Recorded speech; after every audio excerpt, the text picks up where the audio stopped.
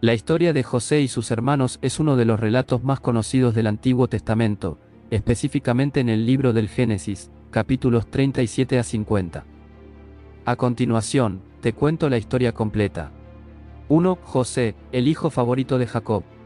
José era el 11º hijo de Jacob, quien más tarde sería llamado Israel, y el primer hijo de Raquel, la esposa que Jacob amaba más. Debido a esto, Jacob favorecía a José por encima de sus otros hijos. Como muestra de su preferencia, Jacob le hizo a José una túnica de muchos colores, lo que generó celos y resentimiento entre sus hermanos. Además, José tenía sueños en los que sus hermanos se postraban ante él, lo que aumentó su enojo y celos. 2. Los hermanos de José conspiran contra él. Un día, los hermanos de José, al ver que su padre lo enviaba a supervisarlos mientras estaban en el campo, decidieron deshacerse de él. Inicialmente pensaron en matarlo, pero Rubén, el hermano mayor, intervino y sugirió que lo arrojaran a una cisterna vacía, con la idea de rescatarlo más tarde. Cuando José llegó, los hermanos lo despojaron de su túnica y lo echaron en la cisterna. Sin embargo, mientras comían, vieron una caravana de ismaelitas, mercaderes, que se dirigían a Egipto. Judá, otro de los hermanos, propuso vender a José a los mercaderes en lugar de matarlo, lo que hicieron por 20 piezas de plata. Luego, los hermanos tomaron la túnica de José, la empaparon en sangre y la llevaron a su padre, haciéndole creer que José había sido devorado por un animal salvaje. 3. José en Egipto. Los mercaderes vendieron a José en Egipto a un oficial de la corte faraónica llamado Potifar, quien era capitán de la guardia. José prosperó en la casa de Potifar, pero la esposa de Potifar intentó seducirlo. José, fiel a su integridad, rechazó sus avances. Furiada por su rechazo, la mujer acusó falsamente a José de intentar violarla. Como resultado, José fue encarcelado. 4. José interpreta los sueños en prisión. Mientras estaba en prisión, José tuvo la oportunidad de interpretar los sueños de dos funcionarios de la corte del faraón, el copero y el panadero, que también habían sido encarcelados. El copero soñó que veía una vid con 3 sarmientos que producían uvas, que luego entregaba al faraón, mientras que el panadero soñó con 3 canastas de pan sobre su cabeza, pero los pájaros comían de ellas. José explicó que el sueño del copero significaba que sería liberado y restaurado a su puesto, mientras que el panadero sería ejecutado. José le pidió al copero que, cuando fuera liberado, lo mencionara al faraón para que pudiera ser liberado de la prisión.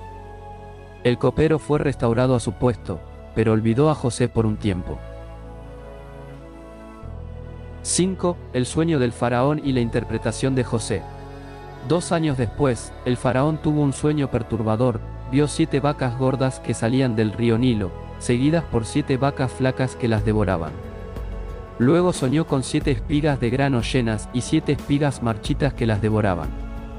Ninguno de los magos o sabios del faraón pudo interpretar los sueños, y el copero, al recordar a José, le contó al faraón sobre él.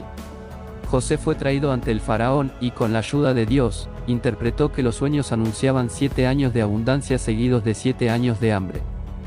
José sugirió al faraón que almacenara grano durante los años de abundancia para prepararse para la hambruna.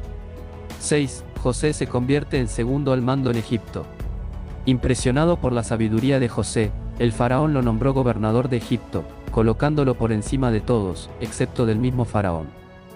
José comenzó a organizar la recolección y almacenamiento de grano durante los años de abundancia.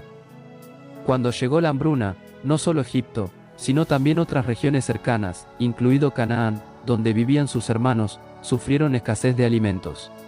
7. Los hermanos de José van a Egipto. Al enterarse de que había grano en Egipto, los hermanos de José viajaron allí a comprar provisiones. Cuando llegaron, no reconocieron a José, que ahora estaba vestido como un alto funcionario egipcio. Sin embargo, José los reconoció y, aunque los acusó de ser espías, los retuvo para investigar. Tras varias pruebas, José finalmente se reveló a sus hermanos y les perdonó. Les pidió que trajeran a su padre Jacob a Egipto para reunirse con él. 8. La reconciliación y la llegada de la familia de Jacob a Egipto. Jacob y toda su familia se trasladaron a Egipto, donde se establecieron en la tierra de Gosén. José cuidó de ellos, les otorgó tierras y les dio una buena calidad de vida. Antes de morir, Jacob bendijo a sus hijos y a los dos hijos de José, Efraín y Manasés. 9. La muerte de José.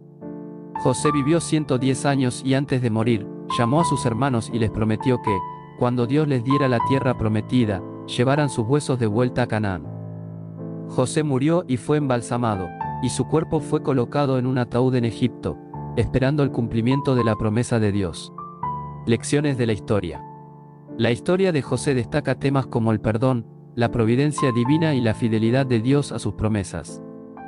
A lo largo de los eventos que parecían ser adversos para José, Dios estaba trabajando para cumplir su plan y preservar a su pueblo. Una de las principales lecciones de esta historia es cómo las dificultades y las pruebas pueden ser parte del plan divino, aunque en su momento no lo entendamos. A través de sus sufrimientos, José llega a comprender que lo que sus hermanos le hicieron no fue para su mal, sino que, en última instancia, Dios lo usó para un bien mayor, salvar a muchas personas y a su propia familia.